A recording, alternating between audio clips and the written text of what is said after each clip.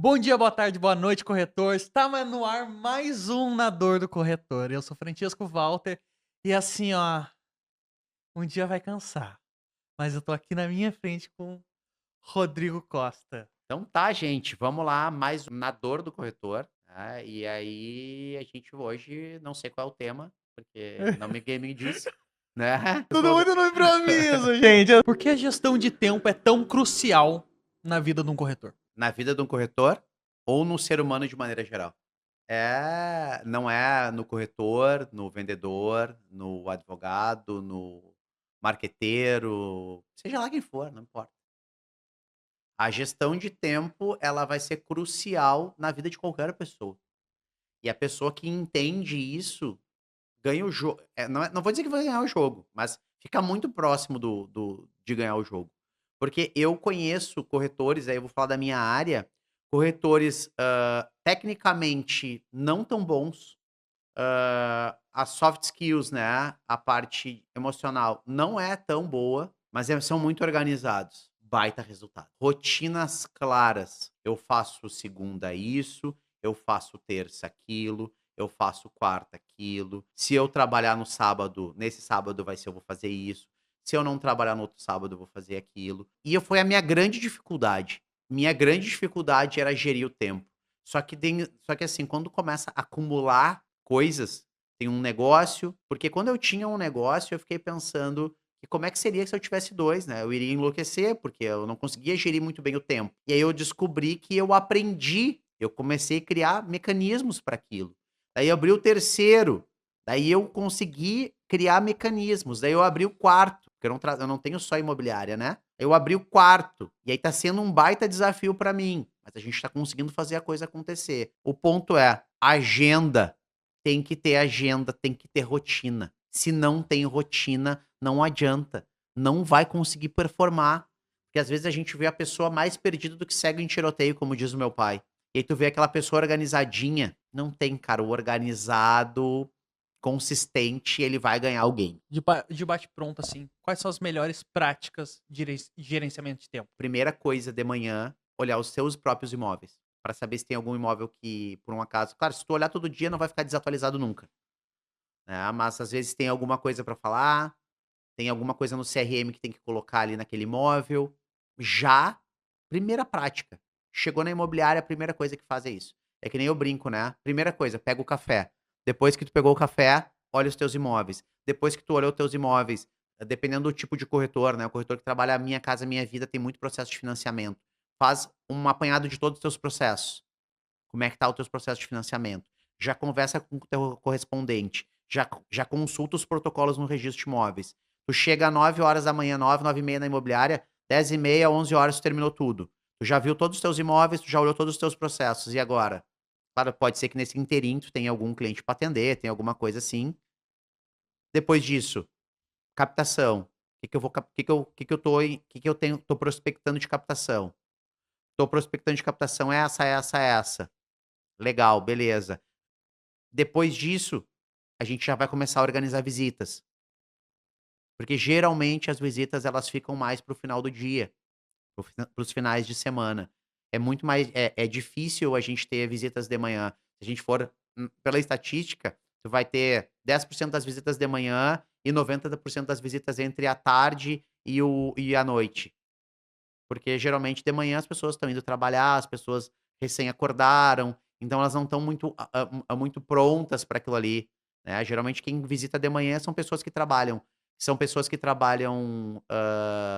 à noite, são pessoas que trabalham de tarde, né, e tem aquela mas geralmente não é. Geralmente a pessoa trabalha os 2 turnos, né, trabalha de manhã e de tarde, então ela vai deixar para visitar ou no horário do meio-dia, ou já mais no final do dia e tal. Então, assim, primeira coisa, deixa a parte e tem um detalhe, a tua cabeça tá mais limpa de manhã, então tu consegue já deixar mais organizado. E tem um detalhe, é consistência, não é fazer hoje e ficar 10 dias sem fazer, é fazer hoje, amanhã, depois de amanhã, depois de amanhã. Então quando a gente fala olhar imóvel, é olhar os seus imóveis e olhar os seus clientes. Olha o teu CRM. O teu CRM ele tem os 2 lados, né, ele tem os teus produtos e tem os teus compradores, então tem produto tá ali vendedor, então: "Bah, eu preciso falar com o seu fulano, porque a gente conversou mês passado e ele pediu para eu ligar para ele, que se não tivesse cliente, se não tivesse, a gente ia conversar para ter uma redução de valor ali". Ou, de repente, eu conversei com ele, só que ele estava viajando e eu não estava conseguindo melhorar as fotos. A gente tirou as fotos não ficou muito legais, pegou um dia que não estava muito legal, vamos pedir para o fotógrafo lá de novo, e tal. Então, ter isso consistente e quanto menos tempo e quanto menos mental tu precisa gastar, porque quando tu chega, tu já sabe o que tem que fazer, é isso. Porque hoje as nossas recepcionistas das 3 agências, a nossa modus operandi é o seguinte: primeira coisa que tem que fazer, faz o café. Depois que faz o café, confere os portais, se tá tudo certo. Se tem algum erro, se aconteceu alguma situação. Primeira coisa, o que que aconteceu com a gente? Isso a gente começou essa prática, eu acho que faz uns 6 meses. De tanto eu bater na tecla, elas conseguiram aprender. O que que acontece? Hoje a gente praticamente não tem erro nos portais, porque virou hábito. E tem um erro no portal, ela já corrige, já fala com o corretor, já fala com o gestor, resolve o problema.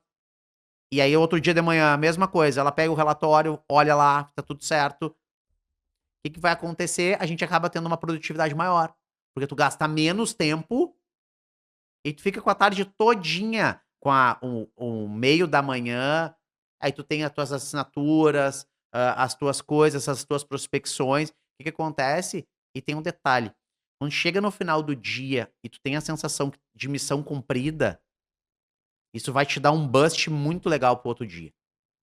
Então, assim, é isso que eu digo, cronometrado e ter, claro que nem sempre a gente vai conseguir, sei lá, eu vou ter uma visita 10 da manhã, né, então eu já vou ter que começar essa minha prática um pouco depois. Mas agora, a gente não tem visita todos os dias às 10 da manhã. Qual a relação de procrastinação e gestão de tempo? É que na verdade a procrastinação é a falta de gestão, né, é exatamente isso. Porque por que que a gente procrastina? Porque a gente não sabe o que tem que fazer. A gente não tem organizado isso. Então o que que acontece? A gente acaba gastando uma energia gigante. Eu falo por mim, porque, eu não sou um ser perfeito, né. Eu sou muito longe disso. Eu aprendi alguns mecanismos estudando um pouco tomando na cabeça mesmo, aprendendo tomando porrada, perdendo negócio, deixando de fazer um outro negócio ali. Por quê? Por falta de gestão. Só que eu sou muito inconformado com as coisas. Eu não aceito. Eu não gosto de perder nem no para o ímpar. Ainda mais que eu sei que eu perdi por causa de mim, daí eu fico puto comigo. Então como eu não gosto de perder nem no para o ímpar, então eu tenho isso. E eu tenho outra coisa, eu não gosto de ser chamado a atenção também. E o que que acontece com quem tá procrastinando, com quem é desorganizado? Vai perder negócio, vai ser chamado a atenção e vai entrar num círculo vicioso. Porque círculo virtuoso é esse que a gente tem e ele a gente se torna mais produtivo. Vicioso, dentro do nosso cérebro é exatamente a mesma coisa. Só que o nosso cérebro não sabe o que é bom e o que é ruim. Ele só faz aquilo que a gente repete. Se é bom ou se é ruim, não importa. Então o círculo virtuoso é esse. Quando a gente escolhe isso, é uma prática física, por exemplo. Vou dar um exemplo. Ontem eu encontrei uma diretora da empresa, ela tinha perdido 31 quilos. E ela disse: "Não, Rodrigo, o que que acontece? Eu tô indo todos os dias pra treinar, eu tô cuidando da alimentação e tal, pá e perdi 31 quilos". Eu quase não conhecia ela quando eu vi. Porque 31 quilos não é perder não é uma pessoa de 200 quilos que perdeu 31 quilos. Não, uma pessoa que tinha, sei lá, 90 quilos, 80 e poucos, uma mulher, não era uma coisa absurda, ela deve estar com uns 50 e poucos, 60 quilos no máximo. Então, assim, o impacto era muito, muito visível. O que que ela disse pra mim? "Não, Rodrigo, eu tô me cuidando mais, eu tenho um filho eu tenho uma criança, um filho pequeno e uma menina jovem, tenho 47 anos, e eu resolvi que eu ia cuidar da minha vi cuidar no começo foi difícil, tal, pá e hoje eu só simplesmente faço". Então, esse hábito que a gente usa para a parte de saúde ou para a parte espiritual, a gente usa também para nossa parte profissional. Só que todo o começo é difícil. E às vezes as pessoas simplesmente não querem. E da mesma forma, por que que a gente tem não sei quantos por cento da população aí com problema de obesidade, com problema de saúde e tal? Não é porque elas não sabem, É porque elas não querem fazer. E é difícil mudar. Como criar um ambiente de trabalho produtivo? Clareza. As pessoas saberem exatamente o que elas precisam fazer. No momento que tu tem clareza, eu sei exatamente o que eu preciso fazer. No momento que eu tenho clareza, a gente consegue criar um ambiente, a gente consegue criar um ambiente produtivo. Porque qual é o maior problema das corporações, sejam médias, pequenas, gigantescas e tal? E se ela é gigantesca, ela tem muitos processos. O que acontece? Ela tem clareza, não tem ruído. Eu preciso fazer isso, nesse lugar, dessa forma e tal. E aí, eu sei, tu sabe, ele sabe, ele sabe, ele sabe, ele sabe, ele sabe. Quando entra um novo, ele só a engrenagem só continua, só continua, não tem. Agora, o melhor corretor, o melhor profissional entra num ambiente desorganizado, ele vai ficar improdutivo. Por quê? Porque é um ambiente caótico. Ruído em cima de ruído, ruído em cima de ruído. Hoje, uma das coisas que eu mais me preocupo é isso. Tem clareza? E se tu perguntar, Rodrigo, qual o maior problema que tu tem hoje nas tuas empresas? Clareza. E é por isso que é uma das coisas que eu fico lutando o tempo inteiro. Se tu não tem clareza no teu lugar, na tua casa, né? Os Navy SEALs, por exemplo, eles sempre dizem, né? Se tu não consegue arrumar a tua cama, tu não consegue arrumar um ambiente da tua casa, provavelmente a tua vida vai ser reflexo daquilo ali. Um corretor black belt consegue ser black belt sem organização? Impossível, não tem como. Não tem. Não tem como ser um corretor com performance, por exemplo, sem organização. Não tem como, simples não. A venda por si só, ela demanda várias coisas, e aí tu tá vendendo, tu tá fazendo agenciamento, e aí tu tá fazendo um financiamento, tu tá fazendo uma escritura, e aí tu tá atendendo outro cliente, tu tá atendendo outro cliente. Então tu fica pensando o seguinte: quantos canais de comunicação tem aqui? Quantos links de comunicação? Não tem nada a ver com tempo. Eu tenho uma corretora Black Belt, a Ariane, e a Ariane, ela tem 1 ano e 3 meses de profissão. Mas o que que acontece? Ela, não vou dizer que ela é extremamente organizada, mas ela tem uma organização muito boa. E aí o que que acontece? Ela conseguiu bater corretores bons na agência, com mais tempo de profissão que ela, com mais bagagem, porque que ela se sobrepôs em relação a isso, com um tempo e com uma clareza exata do que ela tinha que fazer. Com o pouco tempo que eu tô nas tuas imobiliárias, o que eu percebi que, tipo, o que tem muito em comum de todos os corretores que vendem bem é a organização. E provavelmente não é só lá só lá nas imobiliárias. Isso provavelmente deve ser nas outras imobiliárias também, e provavelmente em outros lugares também.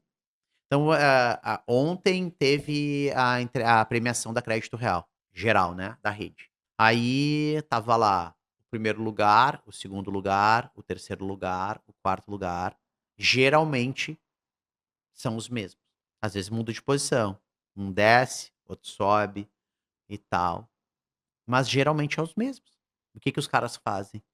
Do 10º ao primeiro. A diferença é que eles fazem tudo muito parecido, só que às vezes a excelência do primeiro é um pouco melhor. A clareza dele é 80% da produção da empresa. Não vou dizer 80, 70. 70 eu tenho certeza. Só que tem 214 franquias. 10, 70% da produção. Se a gente botar as 20 primeiras provavelmente deve ser uns 80%. Então 10% equivale a 80% da produção, da produtividade. E as outras estão lá. Só que não entenderam muito bem, tu conversa com um e com o outro, não tem. Porque o que acontece? Não tem clareza e não tem processo. Então, não tem organização, né. Então finalizamos mais um Na Dor do Corretor. Eu sou Francesco Walter, siga nas minhas redes sociais, francesco.mkt, errei de novo, francesco.mkt.imob. Rodrigo, por favor. Então, gente, obrigado por assistir. Eu sou Rodrigo Broker nas redes sociais, todas as redes sociais, e eu não erro que nem o Francesco. É isso aí, gente. Até o próximo. Beijão, tchau, tchau.